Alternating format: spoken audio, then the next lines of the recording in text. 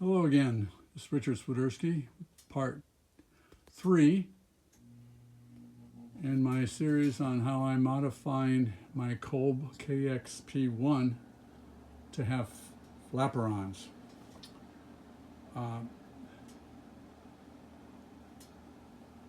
This video will probably be a lot shorter. We'll see about that.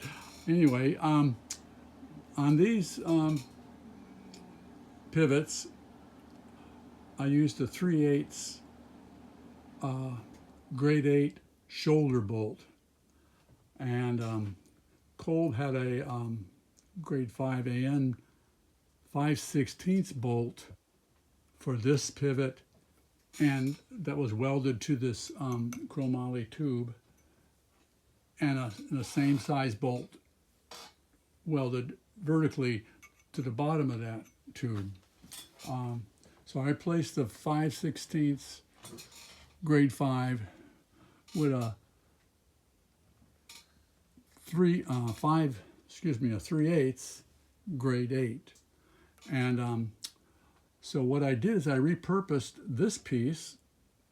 I cut out the weld and hogged out the center there and replaced their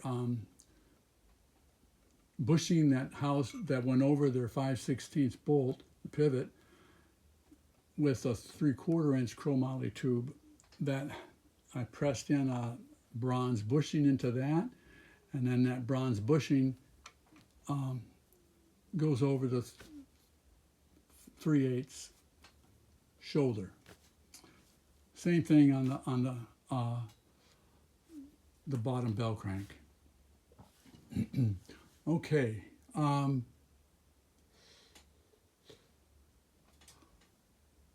I cut this saddle. Oh, but this is if you go to www.8020.net 8020.net, you'll get this company that sells this hardware and this saddle that slides on it, and they have other stuff as well. I started out with the heavy duty one of this 1.5 by 1.5, and it was way too heavy. So I ordered the medium duty, and it's still too heavy. And they make a light, ultralight duty, which after all this work, and I didn't want to go over and start over again and put in the ultralight one. So I stuck with this. I would have saved a few ounces. I don't know, half a pound maybe. Okay. What else? All right, let's go back around the other side and we'll look at the push-pull tube. How it's...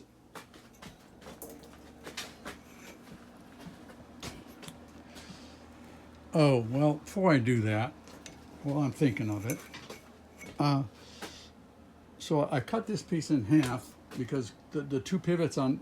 the pivot on the Kolb was here, and this pivot was way over here. So I thought I needed to have that distance, and so I cut that piece in half, this piece in half.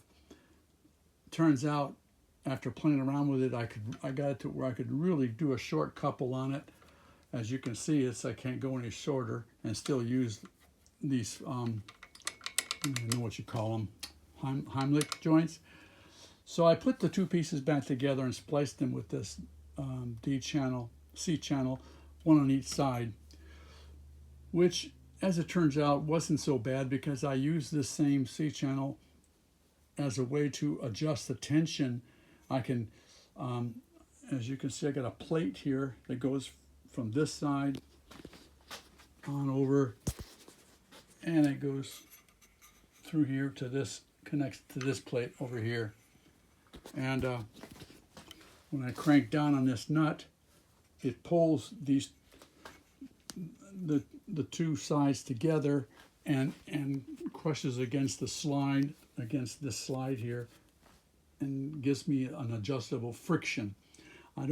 If there was no friction at all, the ailerons would just flap down when you weren't in flight. They would just hang down like your flaps were on. So I adjusted this just enough to where they would hold the flaperon, the ailerons level.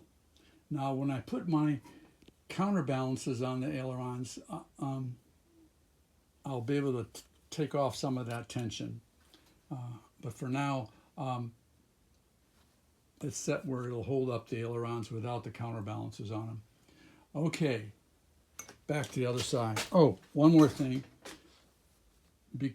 Because of the huge ailerons, Kolb has found out you don't need them that much aileron as originally had. So they went to smaller ailerons. What I might do down the road is, to give me a more mechanical advantage and a lighter joystick, I left me a hole here so I could move this out, and that would decrease my stick pressure on the ailerons. But I don't know, I still may need it the way it is, so we'll see. Okay, on this side,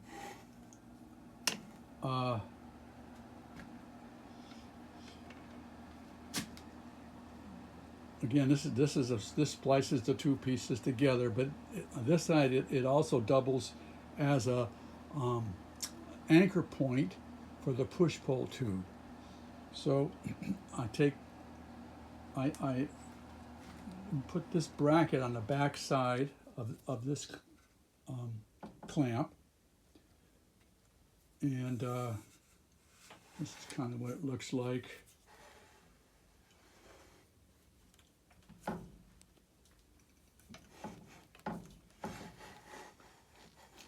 All right, so that gives me this hole here, which is what holds the housing for the push-pull tube.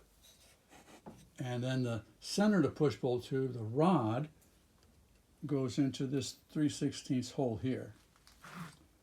And I got this double angle iron to keep it from flexing, because I'm not sure how much pressure I'm going to have on it.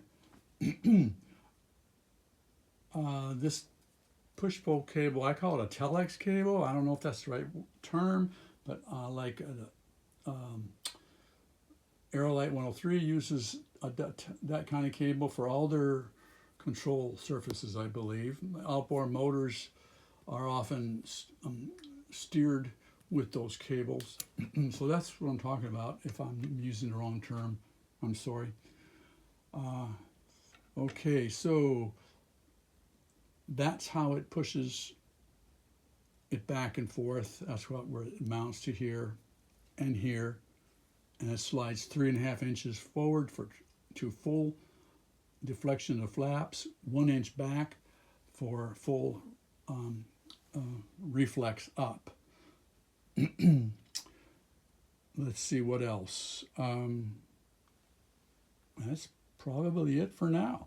All right, I'm going to mount this, and then we'll look at my handle that actuates the push-pull tube, which was really hard to deal with, but I finally got a solution for that. And we'll see you on part 4. Bye.